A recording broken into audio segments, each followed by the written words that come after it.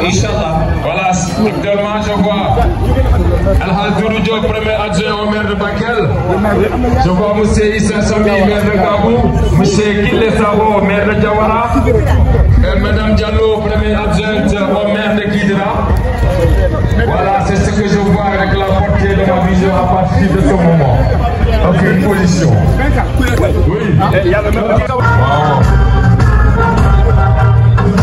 Ok, appelé si la légui.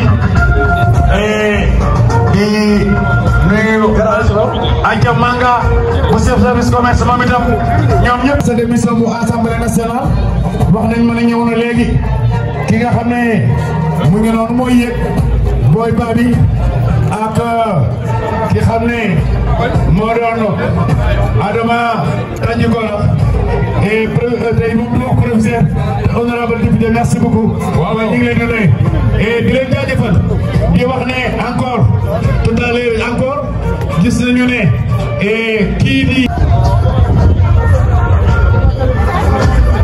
Donc dans quelques instants, nous assistons à l'arrivée du président du conseil départemental de Bakel, M. Mampatissi. C'est annoncé. Ok, kon kan mooy bëgg a ñëw léegi président conseil départemental bu Bakel Mampatissi. waa Sénélec. waa Sénélec mais courant bi bu takkee fii moom la de. ma ne. waaw dem dafa taal otom ñëw fii nii am na ay réglages yu bëri yu fi nekk moo ko. ak lieutenant Mala Camara ak mboolem ñi nga xam ne ñoo yor sa force de défense et sécurité tey ñu yor prison yi ñu yor police frontière yi ñi nga xam ne ñooy eaux et forêts fo homme de qualité yi nekk lañ fa ndeysaan ki la jagle saxo moo ne mi su ma la séenee nuyu la l'homme de Diawara monsieur Kile Sakho. l'homme très social merci beaucoup mon ami. Voilà, merci Sami, maire de Gabou. Oui. Monsieur Cheikhna Kamara, maire de Balou. Cheikhna Madame Diallo, premier adjoint au maire de Kidira. Hassan Ami Diallo. Voilà, nous avons El Hadi, mon frère, honorable député Adama Tandigola. Merci Bouba. Voilà, et pour les autorités militaires. Demba. Il faut que je me donne liste de Nakhlolos. Voilà, je ne vous pas passer là. Je reste la fête à Garba. Merci. Merci Demba. Xam nga tey bu ñu xoolee ci kaw ci bi lépp lu ñu fekk ci jamono rek tey war nañu ko am nañu ko représenté ci Bakel.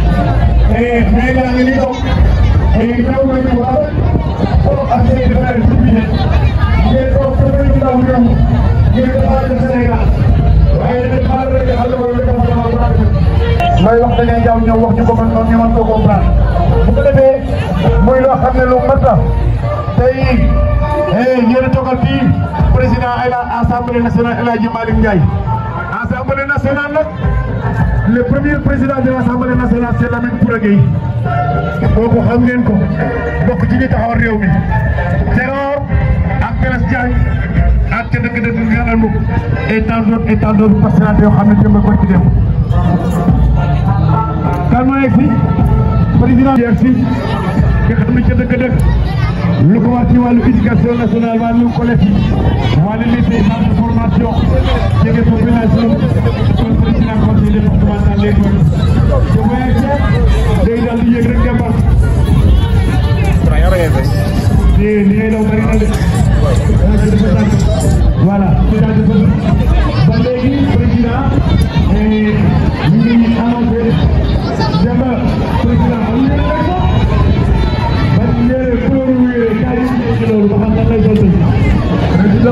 ban couleur yi lay wàcc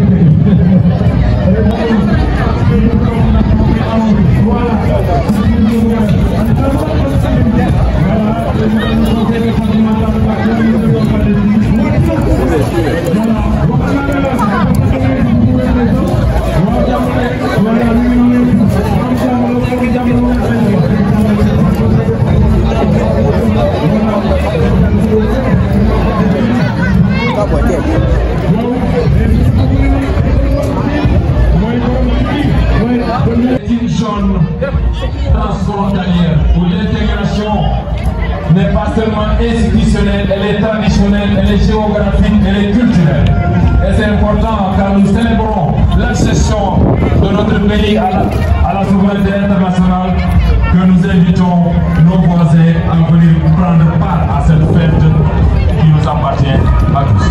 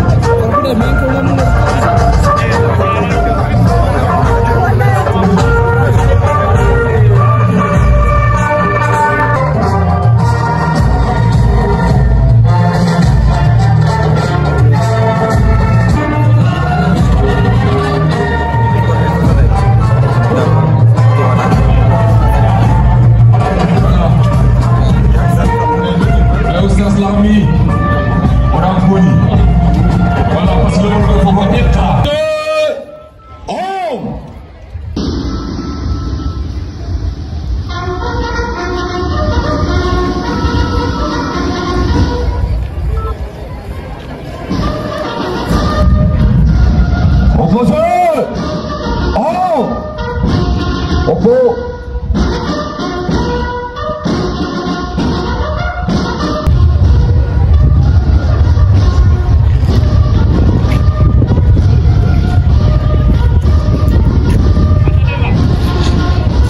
De la gendarmerie.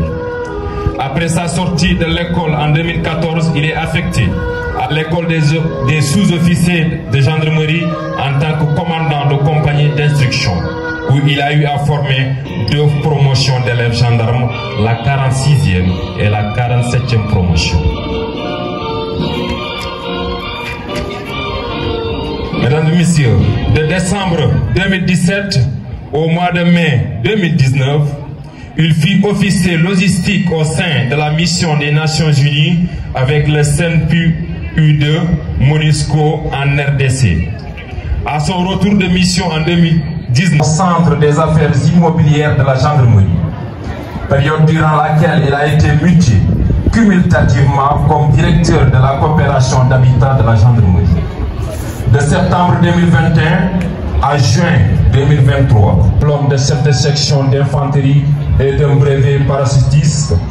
En 2016, d'un diplôme d'application en génie travaux à Brazzaville.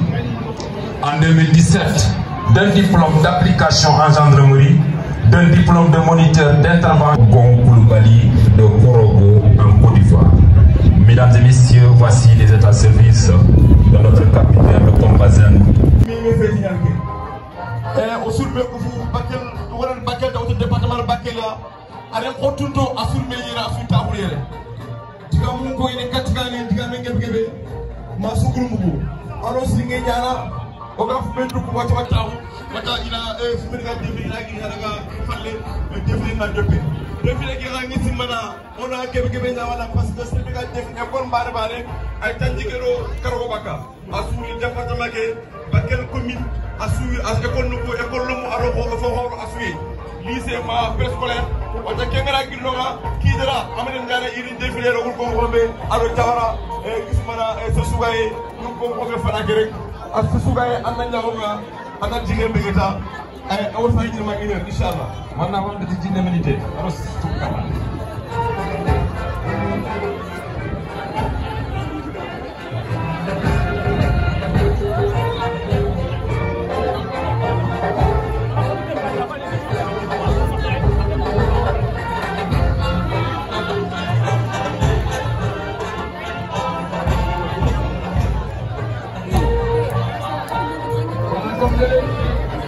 Le concert de Armée Nation est une réalité à Bakel puisque les célébrations de la fête de l'indépendance à Bakel ont été festivités de la jeunesse au niveau de la France de l'indépendance de Bakel. Voilà ce qui est camarades monté dans la poubelle civile. Et vous aussi retenir que cette organisation est en concert avec le conseil communal de la jeunesse de Bakel, avec l'ensemble des jeunes bénévoles pour la réussite de ce rendez-vous important. Sous-préfet du département de Bakel. Voilà, arrivé groupé de sous-préfet du département de Bakel. Voilà, pour nous, il y a un arrondissement, il y a un préfet qui Jawarani. Qu'est-ce qu'il faut que nous manions à faire? Bismillah, comme vous avez oui, waaw ñeexi léegi mooy sous-préfet yi nga xam ne ñoo nekk ci ñetti sous-préfet yi. accès na adjoint. oui, accès na adjoint yi nga xam ne sous-préfet bu Bélé et sous-préfet bu Moudéri ak sous-préfet bu Kéniéba. Et bi ñu ñëwee nag tey seen nga leen noonu. waaw ci kanam tuuti xam naa ne adjoint moo leen di accueillir fii. non adjoint mi ngi ñëw ci kanam tuuti. waaw mi ngi ñëw et mooy sous-préfet bu Kéniéba. sous-préfet bu Moudéri ak sous-préfet bu Bélé. waaw ñoo ñëpp nag tey ñoom ñoo ëmbaale seen i maire. ak seen adjoint. ak seen adjoint yi. waaw ñu ñëw ngir fekkee bis bi xam ne moom la ñuy màggal tey. waaw et ci loolu nag tey gis nga élire yëpp ñi ci kaw. Ari Joni Digrane. Préfet du département de Bakel qui va regagner la tribune officielle pour retrouver les maires, les élus, les autorités civiles et militaires.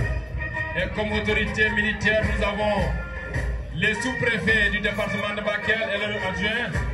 Nous avons le commandant de la douane. être accompagné par le commandant des troupes. Attends le préfet. Arrivée du commandant de la place d'armes de Bakel.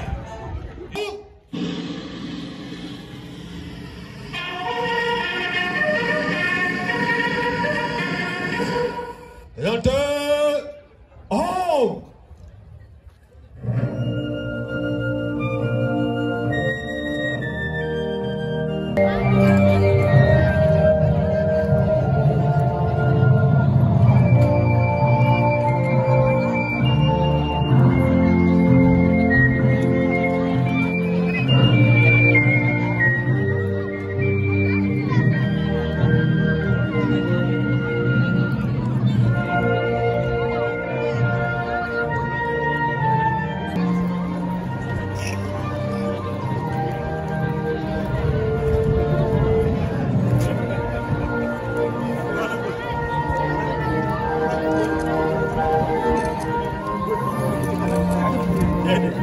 Comme on l'a dit, nous sommes dans une zone de trijonction frontalière, une zone à forte intégration africaine. S'il faut prendre l'échantillon sur le Sénégal, Bakel en serait une illustration parfaite, puisque soit l'étendue du territoire, que ce soit le fleuve qui nous sépare, le fleuve, ce n'est juste qu'une bande d'eau où il n'y a que du poisson et qu'avec cette eau, nous irriguons, nous consommons et nous faisons tout.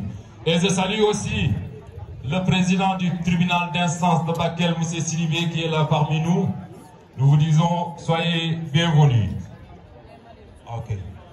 Voilà, Biggie. Oui. Hôtel Gattem. Ah, ils sont là. Oui. C'est la délégation. Ahlan wa sahlan marhaba. Demba. Ahlan wa sahlan. Da nga leen ahlan wa sahlan marhaban bikum. Ahlan wa sahlan marhaban bikum. Wallahi ahlan wa sahlan marhaban bikum.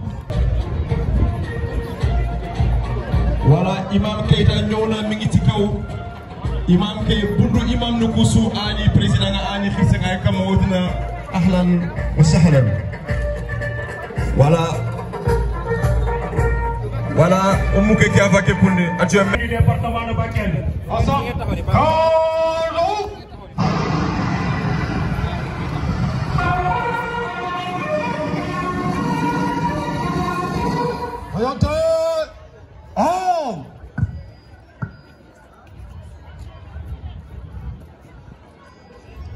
En avant.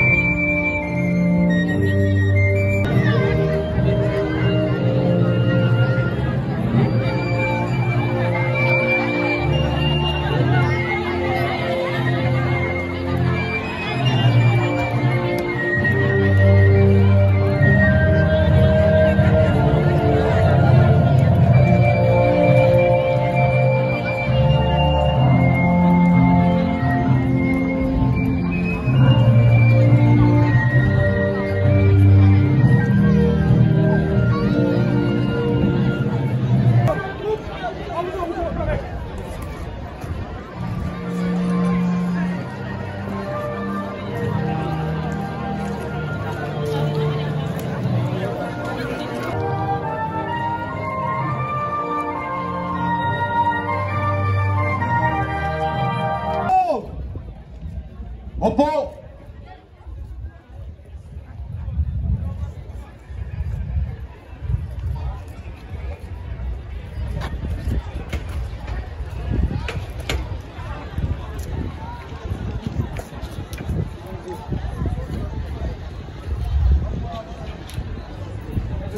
Monsieur le préfet du département, la bienvenue et sont très honorés de vous recevoir en ce jour du vendredi 4 avril 2025, marquant le développement communautaire arraché à notre affection hier dans un accident tragique de la circulation. Vos prières.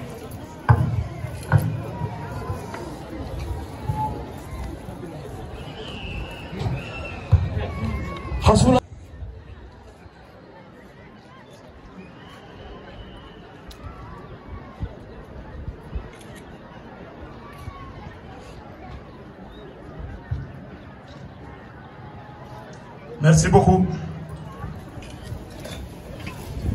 En République islamique de Mauritanie, Monsieur l'adjoint au préfet du département de Bakel, Messieurs les sous-préfets d'arrondissement, Messieurs les adjoints aux sous-préfets d'arrondissement, Monsieur le président du tribunal d'instance de Bakel, Madame et Messieurs les honorables députés, Monsieur le président du conseil départemental, Messieurs les maires et autres élus territoriaux du département, Monsieur le président de l'association des anciens combattants, Monsieur le commandant de la place d'armes, Monsieur le commandant de la compagnie de gendarmerie, Mesdames, Messieurs les chefs de services départementaux, Mesdames, Messieurs les coordonnateurs de projets et programmes, Madame la présidente du comité consultatif des femmes,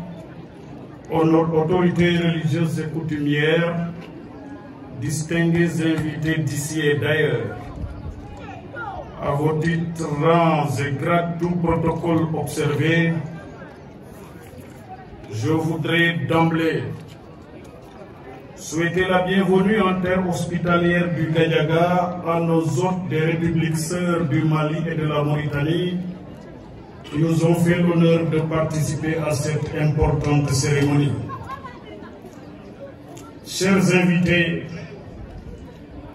le Sénégal célèbre aujourd'hui le 65e anniversaire de son accession à la souveraineté internationale.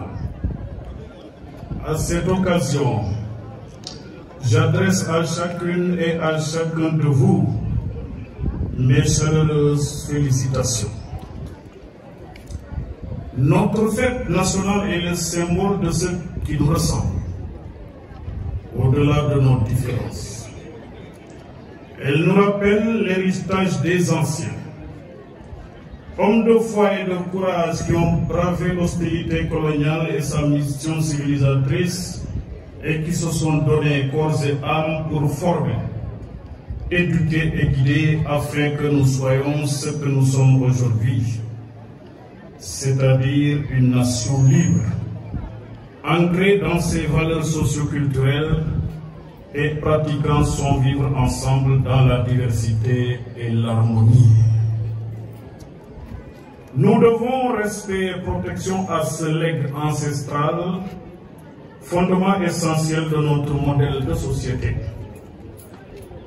Ce souvenir du passé nous renseigne sur la chance que nous avons de vivre libre et de transmettre à nos enfants le désir ardent de liberté et de responsabilité inhérente à la dignité d'un peuple. La fête de l'indépendance est aussi un exercice mémoriel, en souvenir des sacrifices immenses de nos anciens combattants pour la défense du monde libre. Je voudrais les saluer avec respect et admiration. Ils ont sacrifié leur jeunesse loin de leur famille, au prix de leur vie et de leur liberté. Le souvenir de vos sacrifices restera toujours gravé dans notre mémoire collective. À vous, officiers, sous-officiers et militaires de rang, je renouvelle ma confiance et mon soutien.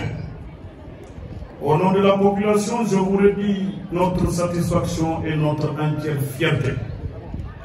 Je salue votre fidélité à la symbiose armée-nation, votre attachement aux valeurs de la République et des institutions et vos qualités professionnelles dans la conduite de vos missions au service des populations de la circonscription. Mesdames, Messieurs responsables des forces de défense et de sécurité, le métier difficile des armes que vous avez choisi est devenu encore plus complexe et plus risqué. En ces temps où les menaces sont plus diffuses, plus nombreuses et plus imprévisibles. Ces défis exigent la modernisation des moyens d'investigation et le relèvement des effectifs afin que nos forces de défense et de sécurité restent toujours à la hauteur de leur mission régalienne et des tâches civilo-militaires qui sont confiées, comme la préservation des ressources naturelles du département. En effet, la protection de nos ressources naturelles, notamment les eaux de la Falaine, les mines et les forêts restent au cœur de mes préoccupations, tout comme la lutte contre les braquages, les pillages et trafics illicites de tout genre pour assurer pleinement au département de Bakel sa vocation minière. J'engage également les forces de défense et de sécurité à travailler d'arrache-pied à éradiquer le vol de bétail pour sécuriser le secteur de l'élevage. La délinquance aussi doit être anéantie dans toutes ses formes pour assurer à la population une quiétude permanente. Je ne doute pas un seul instant que cette mission soit à portée de main, d'autant plus que nos forces de défense et de sécurité sont résolument engagés dans la souveraineté technologique et industrielle. C'est d'ailleurs le thème de cet acte. En effet, la vision Sénégal 2050 de son Excellence le Président de la République, chef suprême des armées, dispose d'un Sénégal souverain en matière de défense et de sécurité, avec un dispositif sécuritaire renforcé de prévention et d'appréhension des menaces traditionnelles et émergentes, un ordre public et une paix sociale garantie. Elle préconise surtout le renforcement de notre stratégie et de nos moyens militaires et sécuritaires, qui sera accompagné d'une pleine affirmation de la souveraineté militaire du Sénégal sur son territoire. La recherche de la souveraineté industrielle et technologique des forces armées entre dans le cadre de la concrétisation de cette ambition politique du chef de l'État. C'est sur cette note d'espoir d'un avenir lumineux de nos forces de défense et de sécurité que je termine mon allocution. Je vous souhaite bonne fête et vive le Sénégal. Une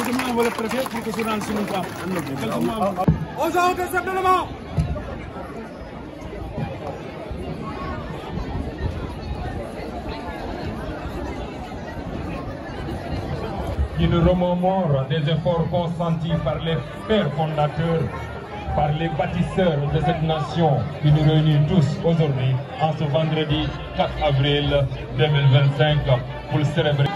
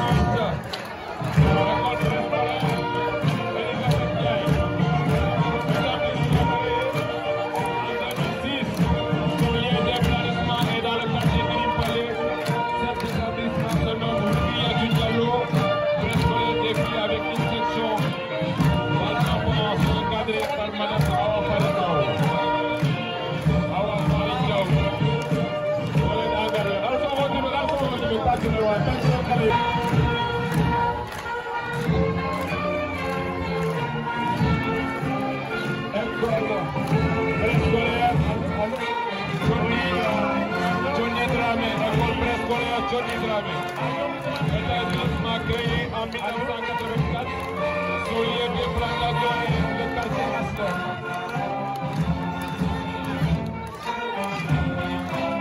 Le directeur de l'établissement M. Moustapha Savo. L'implantation est dans les quartiers déjà près de l'école 3. Cet établissement s'entend animation de loi qualité. Le préscolaire débute avec une section de 35. Les enfants sont encadrés par les enseignantes.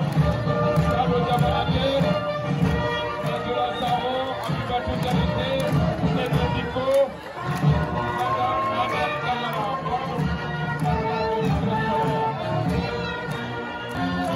L'établissement construit en 1996, elle se trouve à cheval entre le quartier HLM du National et supérieur, le grand magasin de stockage des denrées alimentaires au pays. L'école porte 853 cet établissement s'est organisé jusqu'à Sandé.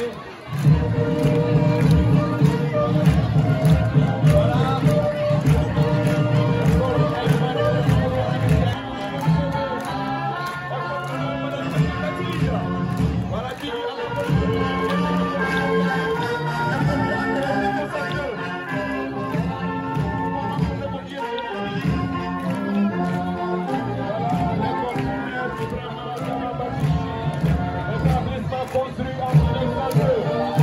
C'était l'école régionale, la première du genre. Voilà. Important, et le directeur général.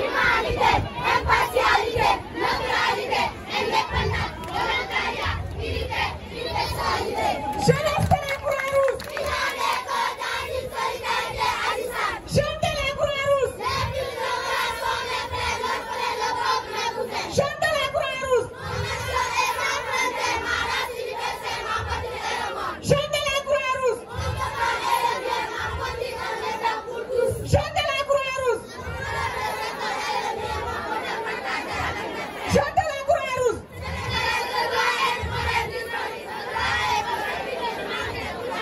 Jeunesse de la Croix-Rouge.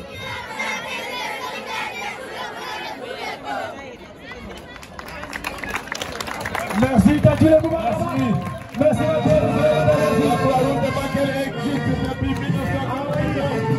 Sur le déplacement et de réalisation. La Croix-Rouge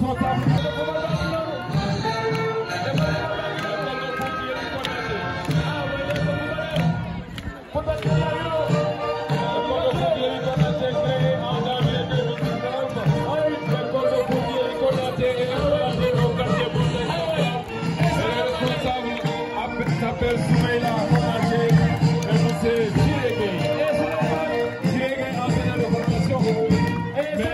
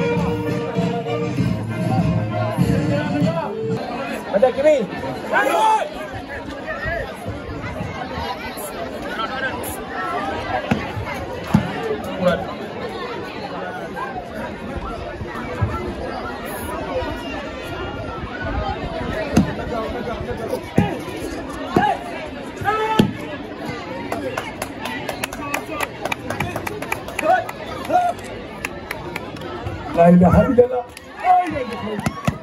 Ni dai kula da wani buru da kika ga nugu. La ilaha illallah. Ha. Karanta kawai.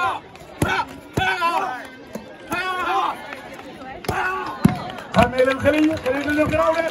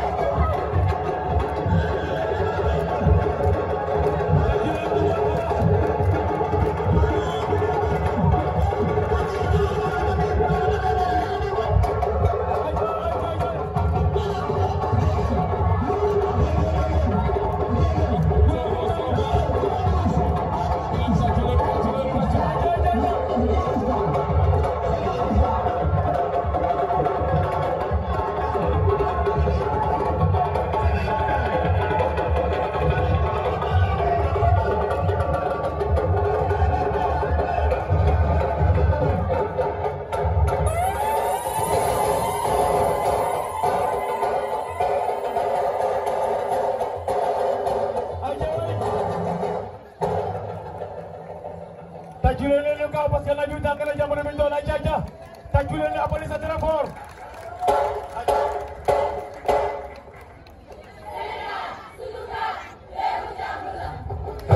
ndeysaan Sénégal sunu gaal réewum jàmm la. tàccu leen bu baax a baax police très fort. xam soo ko tamit merci. ayca Kouré Diop ak kii boobu jaar fan la ngay wala. waa Semik ñoo leen invité le DG Koulibaly. waaye Koulibaly Mamadou Koulibaly directeur général bu Semi National moo leen habillé joxe ay t-shirt yu bëri di jàmbaar bokk na merci beaucoup directeur Mamadou Koulibaly ñu koy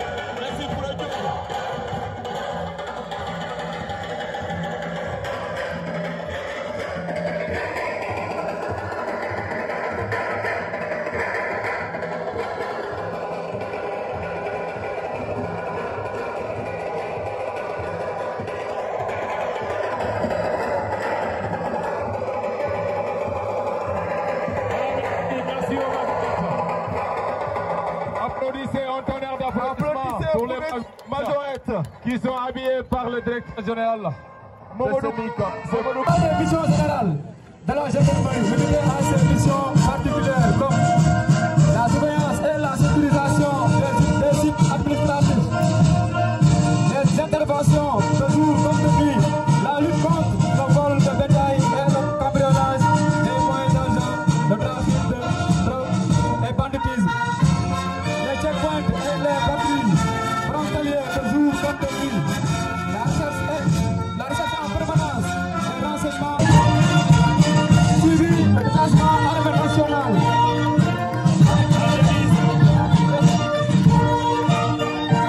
Devise, on le dit, on ne déshonore pas. Participer aux autres uniques, aux autres FDS. Renseigner la permanence sur toute activité de long des secteurs frontaliers. Rechercher et détruire tout élément ennemi débarqué, parachuté ou infiltré. Faciliter l'engagement des unités de réserve générale. À côté de ces missions régulières, la deuxième compagnie de combat peut arriver à exécuter des missions conjoncturelles liées aux circonstances comme la participation au maintien de l'ordre.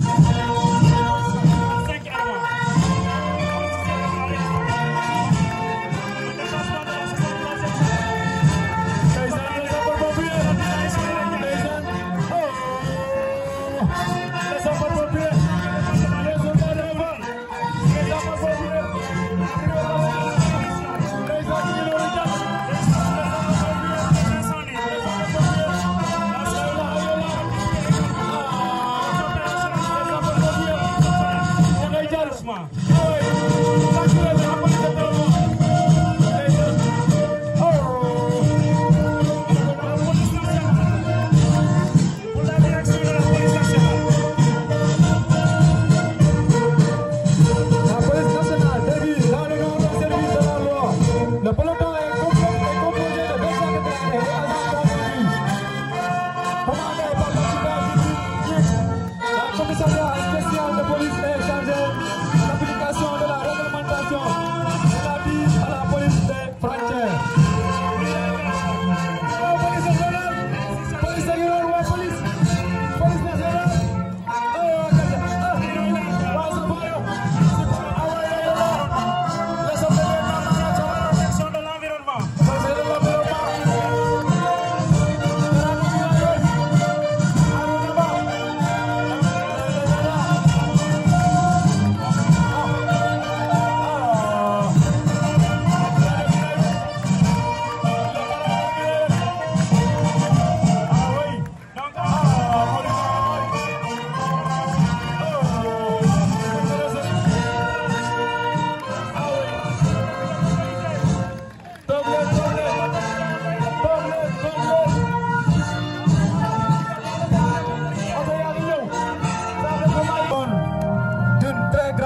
puissance avec 2 réservoirs de 80 litres de carburant chacun, permettant aux véhicules d'avoir une autonomie en carburant lors des longs voyages. Gendarmerie nationale. Gendarmerie nationale ñooy jàll ci leen ak oto yi tàccu leen lay leen la affaire bi capitaine ñoo leen yore ñoo ñooy waa gendarmerie seen liggéey rafet nañ xool leen ni ñu solo ñi xam nga ne ambulance baa ngi noonu ndeysaan waa joxe joor oto yaa ngi ñëw ambulance bi hôpital bee ko yor hôpital compagnie san des na 5 Toyota Land Cruiser très maniable d'une capacité d'emport d'un groupe de combat de 10 militaires. Une ambulance médicale qui ferme la marche.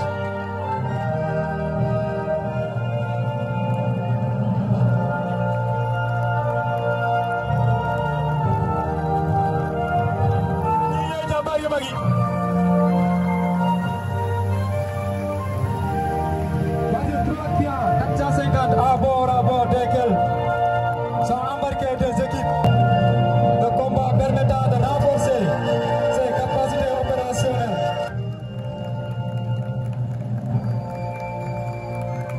Cinq Toyota Land Cruiser très maniables, d'une capacité d'emport d'un groupe de combat de 10 militaires.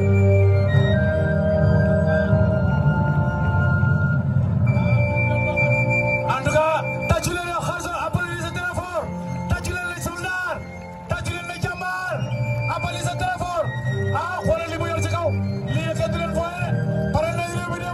ces 2 véhicules sont équipés de 2 militaires 50. Sont des armes très sophistiquées, armes d'appui. Ces véhicules est équipé d'une M60, une arme très efficace pour l'appui.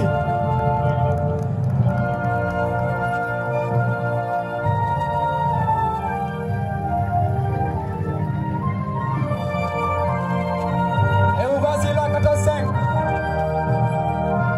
Voici la 14-5, l'arme la plus lourde, vraiment, c'est une arme très efficace.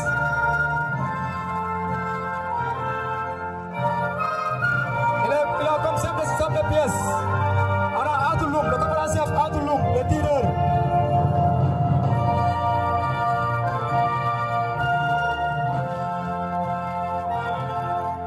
Et enfin, on a l'ambulance qui ferme la marche.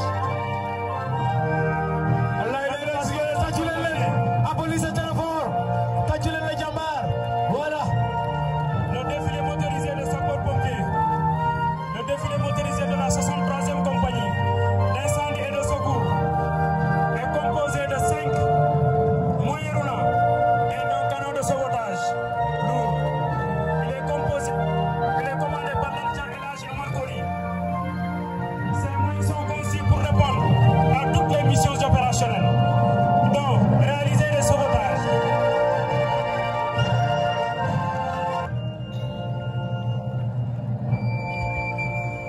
À secourir les victimes, effectuer des opérations diverses. À sa tête, nous avons un véhicule de liaison rapide qui sert de véhicule de commandement. Les sapeurs-pompiers se présentent comme ainsi. La police est très forte. Après, nous avons 2 ambulances. Une ambulance de secours aux victimes et une ambulance de secours routier. Quand on parle de secours routier, c'est pour les victimes coincées lors des accidents.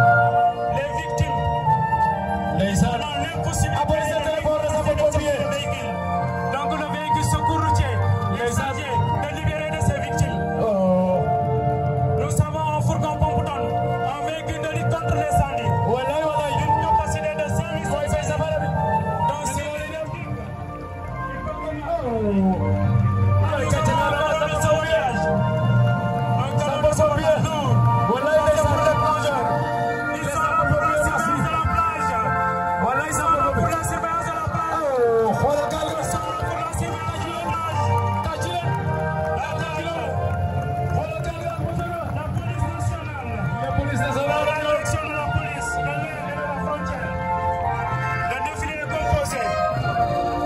si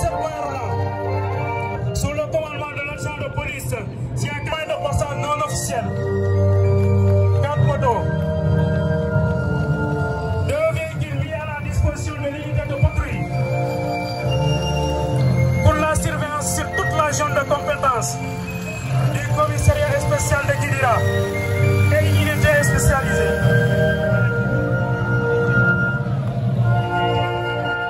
Un déjeuner est prévu au camp militaire pour les invités détenteurs de cartes. Voilà, c'est le carte Sassouara. Il a invité le camp militaire. Carte d'invitation, carte d'invitation, le carton d'invitation, vous êtes tous invités. Allô. On a un camp militaire, carte d'invitation, on a Magny Lélé. Voilà, place de l'indépendance. Vraiment, merci. Merci, c'est le au niveau voilà, de l'indépendance de Bakel. Festivité de la jeunesse. Toujours dans l'esprit armée-nation pour ce événement qui est anniversaire de l'accession du Sénégal. Merci, c'est souris de l'Europe internationale. Et merci aux autorités civiles comme militaires qui ont bien de leur présence. Nation sortie qui est disponible comme du Mali. Merci aux merci. À tout le monde, la RTS est là. Voilà.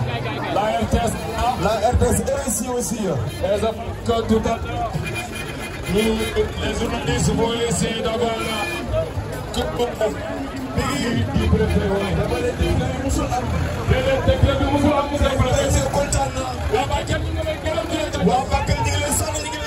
Voilà, vous avez innové. Vraiment,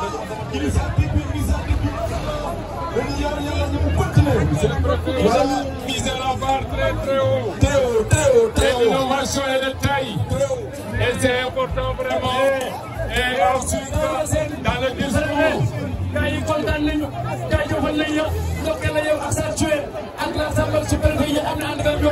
Avec le président du conseil départemental, capitaine Diop, merci beaucoup encore une fois. Le président Sidibé, merci de c'est la première fois que merci à l'ensemble des élèves. Dis-moi quels élèves te dirais quel peuple tu feras. C'est ça. Il est important d'avoir une bonne formation des élèves et les éduquer les valeurs de la République, la citoyenneté. Et comme nous avons tout à l'heure dans la lecture des CV des capitaines, une chose demeure constante et vraiment importante, c'est vraiment leur niveau d'éducation, leur niveau d'instruction, puisque, comme l'a dit le faux président Léopold Sédar.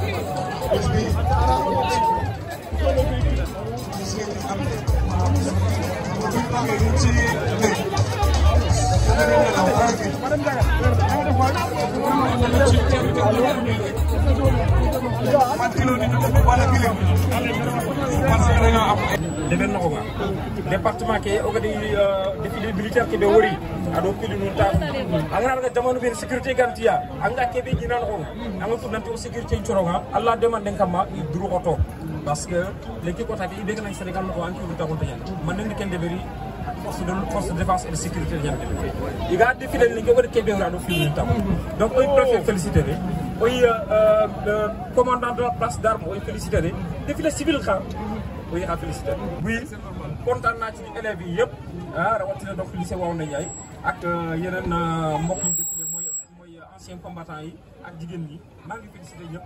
yow ta boy ankar ma ne ko mo boy Babi honorable député département Niakarunda. boy fi nga juddoo yaroo fa màgg fi gis nañ yeneen nga assemblée nationale ñu bëgg na xam tey ban sentiment nga am nga war fi kam ko lenki ke wotina tanal alhamdulillahi rabbil alamin parce que giro kanya uruka sere soga boy to amutu nanti boy sare bakela boy horo bakela boy maminin bakela boy kawnin bakela mais khadi boy khara bakeliria donc fierté ñal lenki ado sowe ñaxalié kudo nali tewe lenki fête de l'indépendance parce que dans le tewe ne o dalla fête nere mais lenki xaxalenga c'était spécial et vraiment aussi aux forces de défense à la sécurité qui défilent vraiment fouani ado ku kilun taxolen o gër kebe wori max lenk machallah mais xar satani on a mour état ke maxa comme lenk yirgin tem ke gen kebe agen tani ina sembe wutu ina ke fi force de sécurité ke maxa